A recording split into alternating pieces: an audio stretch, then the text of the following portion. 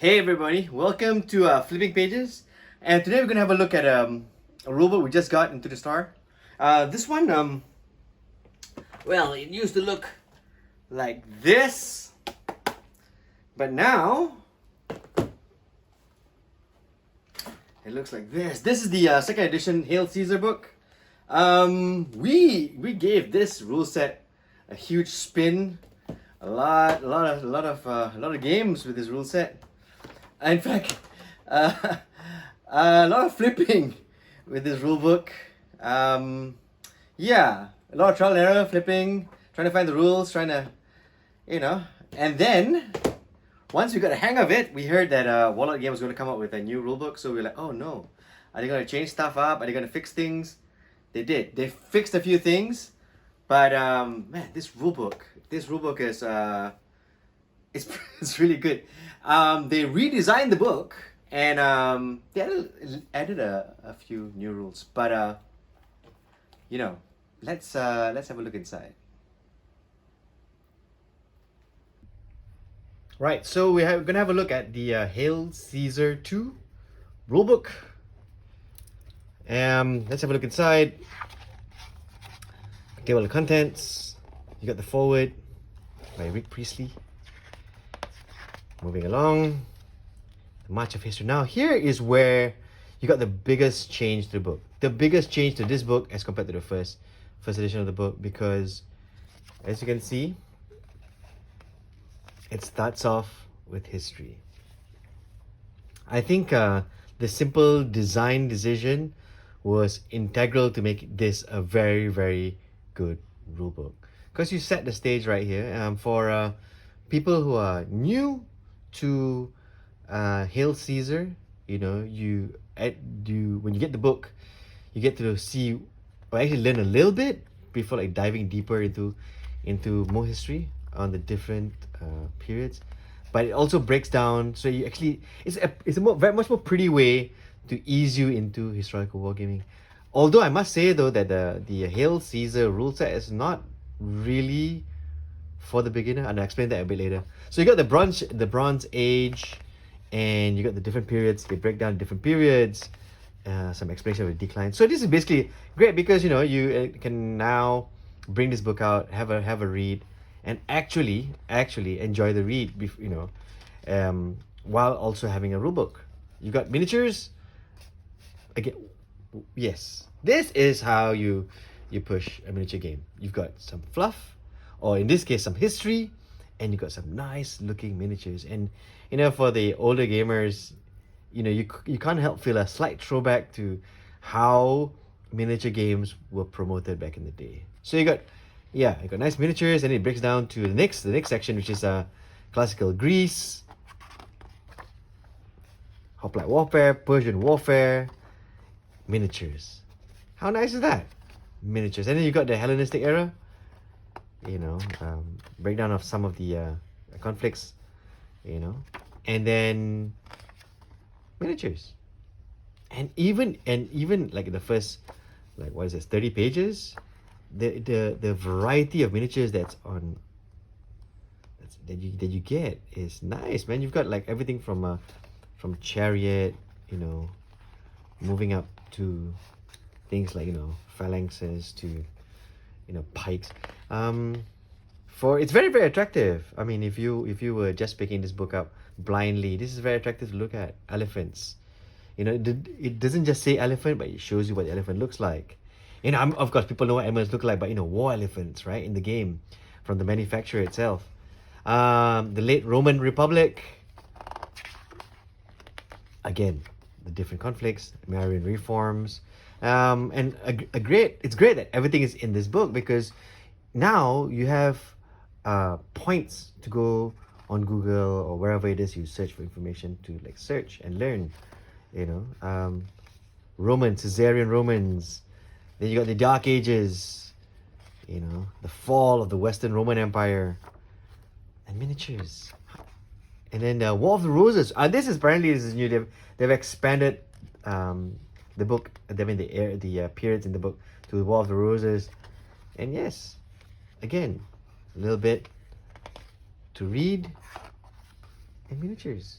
And this helps so very much. Of course, we've seen this art before. In fact, we've seen this on boxes and stuff like that. But how nice is that, right? You introduce the book with history, some points for the reader to go and search more information, and then miniatures, and then you break it, you split it with a nice little like splash art when we get into the rules. Very nice. In the previous edition, it was just the rules, right? You open the book and it was the rules immediately. In fact, it was very confusing to a lot of folks because they understood, okay, to play, but they didn't really set the tone, which is I just think it's kind of important. You got things like this, and this is kind of important as well. What a division looks like. For basing miniatures, they'll come a bit later. But now you see what it looks like. Oh, this is what a division looks like. You got miniatures to show. You've got troop types shown with miniatures. This is after all a miniatures game, right? So it's great that you throw miniatures or pictures of miniatures in it. And as with all Warlord products, you got quotes, nice quotes.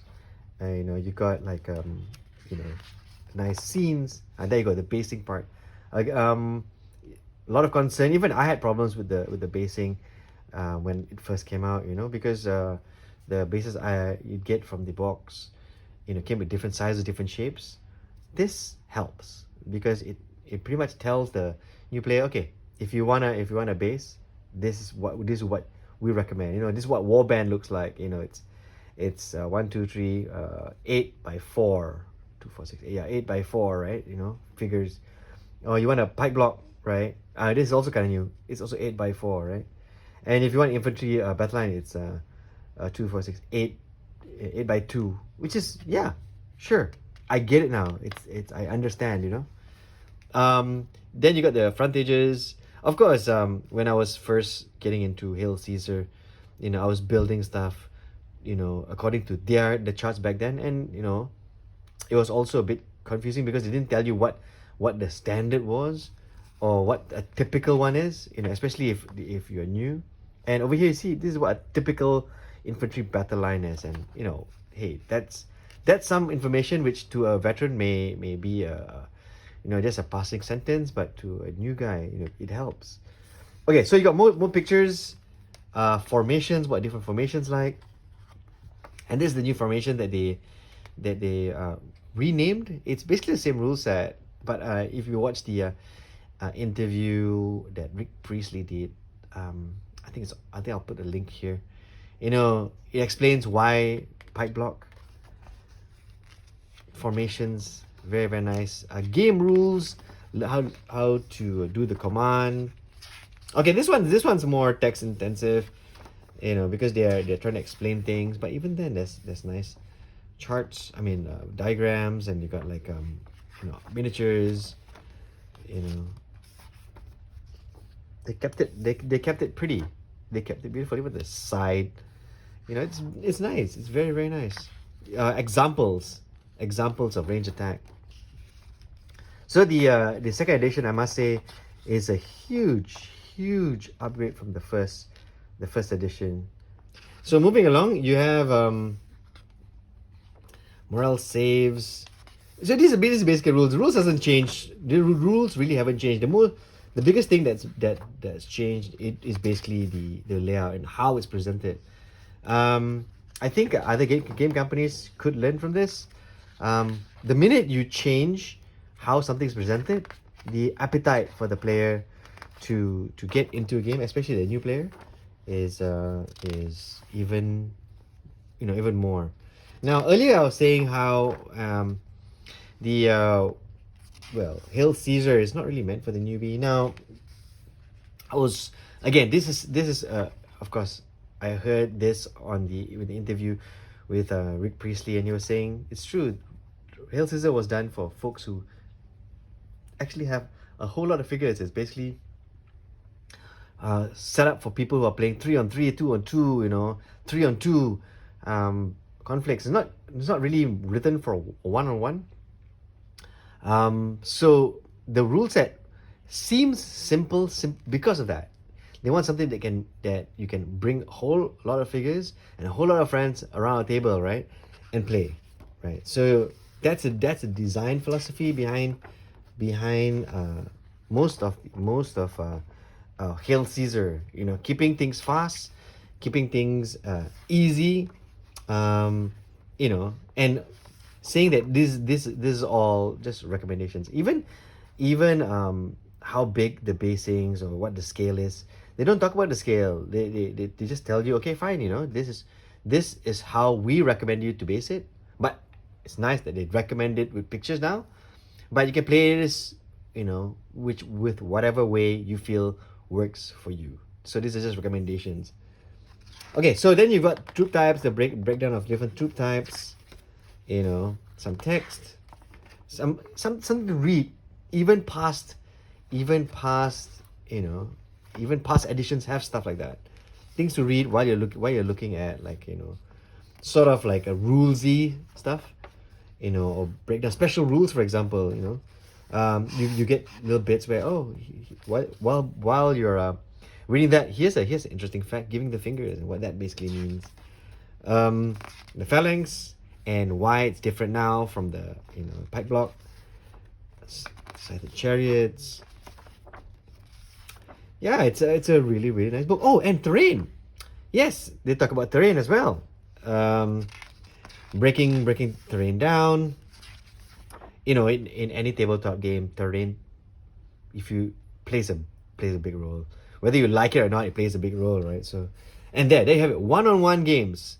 So, because things for Hail Caesar are meant for bigger games, this additional part of the book is great, because now, folks understand. Oh, right, this is why the rules are simpler, and now we can see how we can, play a game now that's more catered to the one-on-one, because this is what the recommendations they're going for. Yeah, use a 6x4, they say. Use reduced measurements, they say, which is great. Because whenever I sit around and we talk about any of the Warlord rule sets, the biggest problem I get from players is, it's too simplistic. You need a huge table, but there's a reason for that. So now that they have this one-on-one games section, I think, yeah, it sets things straight, but gives you another way of playing it. Which, to be honest, to the newbie, they wouldn't have thought that this was a multiplayer kind of game, and this part actually helps so much. So you got scenarios, the scenarios you can choose from. You got your army lists, which is interesting, because now you got points, so you can actually build your army by points, which is, well, some people like it, some people don't like it, depending. I guess if you're more of a tournament player, you got points. You got now later medieval. So because they've extended to a later medieval as a period for Hail Caesar, you've got all this, like, special rules that they've added as well. Just kind of neat. You got the siege section. That's new. If you're not mistaken, sieges. So now you can play sieges, which is kind of great. Bombardments, rule summary. So this is everything they've talked about in the earlier part of the book, but laid out so they can just know which section to go to, just to like find a rule really, really quick. Yeah. There you go. Everything in the end of the book. Break tests and stuff like that. It's a really good book. I mean, well, it was a good rule set before, but now with it being a good rule set with context, it helps me tell my players. Oh, right. So Hail Caesar is basically for multiplayer games. It wasn't very, very clear when the first Hail Caesar came out. When I first got it, I thought it was just a one-on-one kind of thing. So this you find out later, and I'm like, I'm so glad that they clarified it now. So the next time a new player comes in, right, and they get this book blind, they are aware of what they're getting themselves into. Yeah. So yeah, quick reference sheet. End of book. Lots of black pages. It's very nice. It's a very thick book, very substantial. Again, you can tell Warlord has released a really good product. And again, I keep saying again, but this part I think is the best bit for me, because I already have the rules and there isn't much changes to the rules, to be honest. But this bit, it's a nice touch. Yep, the history part. So well designed. Yeah, Hail Caesar 2.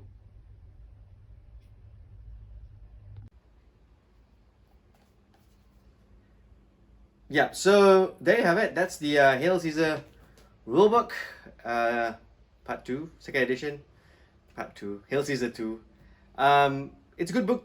Get it. If you actually have the old rulebook, this one, and you already know how to play it, or you've already fixed the rules according to your own little way, it's good. Maybe find out, from a friend if you can, learn the siege rules, and maybe have a read of the one-on-one section.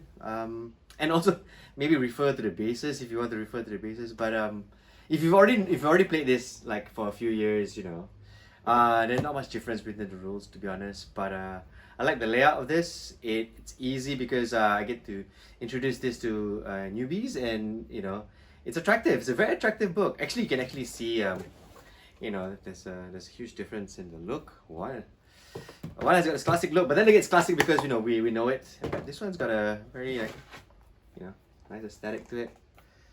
Yeah. So all in all, it's a good buy if you're looking to get a rulebook for Ancients. Yeah. If you like content like this, subscribe. We have a Buy Me a Coffee. So yeah, you can actually buy me a coffee if you like. Yeah. And with rules like this, you gotta paint figures, so don't forget to enjoy painting those figures.